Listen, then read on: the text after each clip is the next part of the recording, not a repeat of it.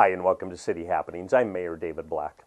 I want to wish everyone a very happy new year. May 2019 be a great year for all of us. If you saw an unfamiliar vehicle moving through city streets a couple of weeks ago, we'll explain what was going on. And the final analysis is in. We'll have our final wrap-up of Winter Wonderland 2018. Our police officers teach D.A.R.E in our local schools. Hear what the district superintendent says about working with our police and having their presence in the schools. Please enjoy these stories next in City Happenings for the week of December 31st. Thanks, Mayor Black.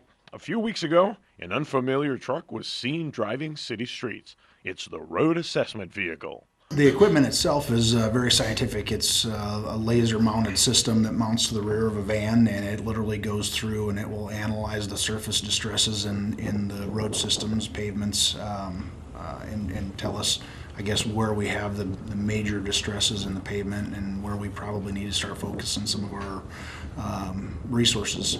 Once that's done, what happens next? We'll take a look at it, and then we'll prioritize where we probably need to start spending some money. I mean, some of the road systems are probably to the point where it doesn't make a lot of sense to invest surface treatments, preservation treatments and surface treatments in those streets. They probably are past their service life and need to be fully removed and replaced. So we'll take a look at it and find out, do we spend, money on preserving some of the pavements that still have a lot of life left in them and aren't as in rough a condition, and kind of work backwards from there and start looking at how much we should be budgeting for that from a year-to-year basis. While this new technology might not cut down on manpower needed, it does change one thing. It takes a lot of the subjectivity out of it, though. It's more of a scientific method than it is subjective to any one human being going out and looking at something and saying, I think this, and another one going out and saying, I think that. So it really takes a lot of that subjectivity out of what we think, as people, because the data is what the data is. It's going to tell us where we should be focusing a lot of our resources. This year's annual Winter Wonderland was an overall success despite Mother Nature's contribution. We had a few weather-related issues that started raining right when we, started to the countdown really to light the lights. So that scared off a few people, and there was some wind that kind of kicked up, so it got a little bit colder. But it stopped relatively quickly, so the crowd that did stay kind of held. Despite the rain, attendance was still strong. I felt like the crowd stayed with us even through that little weather, kind of hiccup that we had. And things seemed to work a little smoother this year. The carriage line seemed to not be backed up as far. So I think everyone who wanted to ride was able to ride this year, which was great. I know they saw over 700 kids within the Portal Schoolhouse with Santa. So that was amazing. We had a good, successful chili feed. All event elements, a go. All the lights lit, thanks to Tony Gowan and his crews. All the lights lit up when they flipped the switch. It was magical. We didn't run out of hot chocolate. We didn't run out of s'mores. So everybody really got to participate. And I think the additional closures of surrounding streets made it a lot safer for people to just really walk around, which was, that was our first year that we really had those extensive closures. So I think that made it a little safer for pedestrians.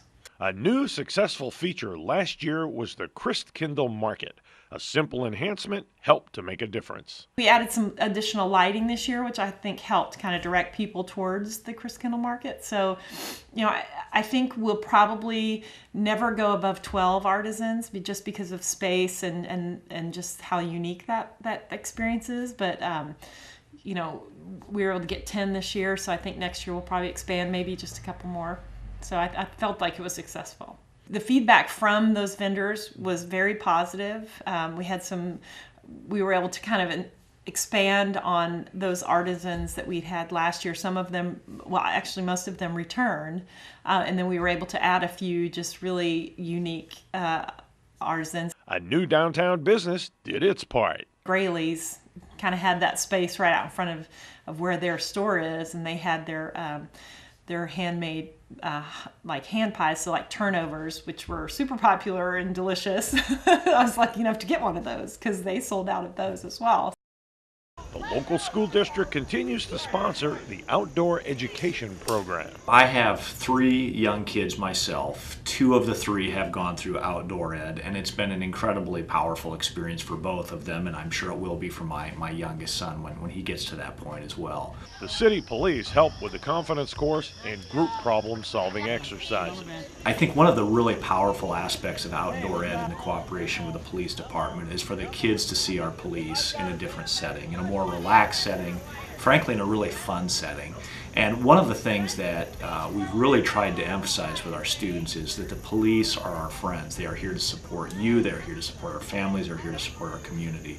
So to include our police officers in an experience like outdoor ed and for our kids to see them as real people, I think is a huge valuable asset to the program and to the community.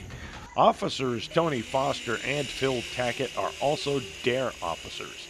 Rickley says he's had the privilege of watching both of them work with the students for the past 6 years. I have an enormous amount of respect for them personally, as well as what they do for our students professionally. They connect with kids above all else. I mean, setting aside the curriculum that they teach and the support they provide and the problem solving that they do with our kids and our families every day, they really are outstanding at forming relationships with our kids and our staff. And that is a point of emphasis. We want kids to see law enforcement as a friend, as a support, and there's no better way of doing that than seeing them one-on-one, whether it's in the classroom at a D.A.R.E lesson, whether it's sitting down and eating lunch with our officers, which happens very frequently. The officers' involvement goes deeper than just the classroom. You can go out to our elementary school with Officer Tackett, Officer Foster out there, you'll see him on the playground with our kids. So they're really, really good at building that relationship with our kids and building that level of trust that we know is so important. It's a new year. 2019 has arrived.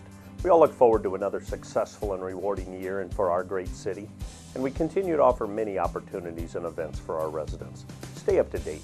There are lots of ways to do it. You can find us on Facebook, follow the City of Papillion on Twitter and Instagram, or watch our YouTube channel.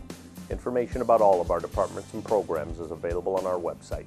For more about Papillion, go to www.papillion.org or just call the Mayor's Hotline at 402-827-1111. Thanks for watching.